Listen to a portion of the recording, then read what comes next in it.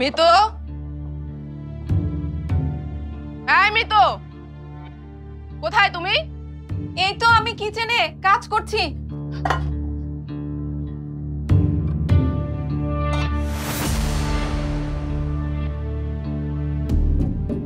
করছোটা কি তুমি মিতু? এখনো কিচেনের কাজ শেষ হয়নি? আজকেও কি বেলা করে ঘুম থেকে উঠেছো? না মানে আজকে আমার কই আমার কফি কই? নাস্তারও তো দেখি কিছুই হয়নি। কি ব্যাপারটা কি বলো তো?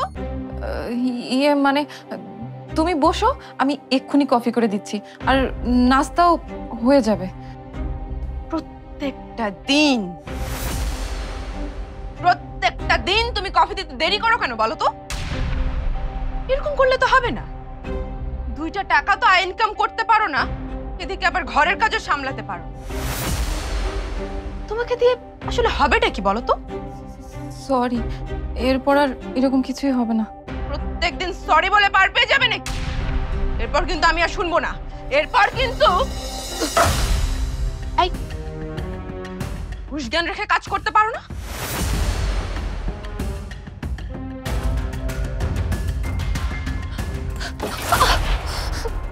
আশ্চর্য, চোখ কি কপালে?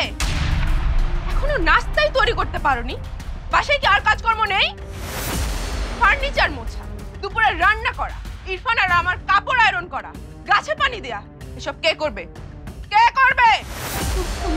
না, দেশ জুড়ে তোলপাড় ওয়ালটন ফ্রিজ কিনে আপনিও হয়ে যেতে পারেন মিলেনিয়ার।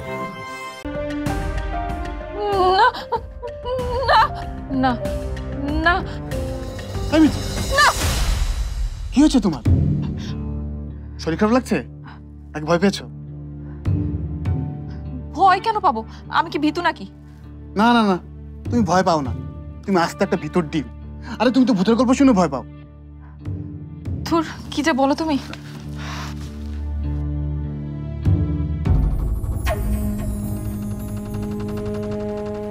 এই বাড়িতে আমার জায়গা পারমিতা নিয়ে নিতে পারে না, এটা আমি হতেই দেব না।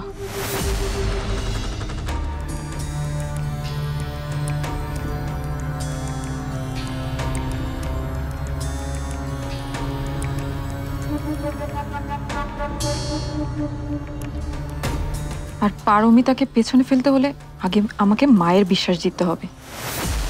গত কয়েকদিনে আমি মায়ের চোখে অনেক খারাপ হয়ে গেছি, অনেক।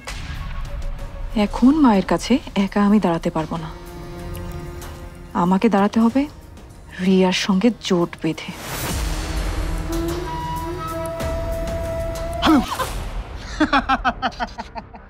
ধরা পড়ে গেছো, ধরা পড়ে গেছো তুমি। কিসে ধরা পড়েছি? কি যে বলো না তুমি। আমি বলেছিলাম না তোমাকে, তুমি একটা ভিতর ডিম, একটা মস্ত বড় ভিতর ডিম। তুমি বিশাল একটা ভিতর ডিম, তুমি একটা ভিতর ডিম।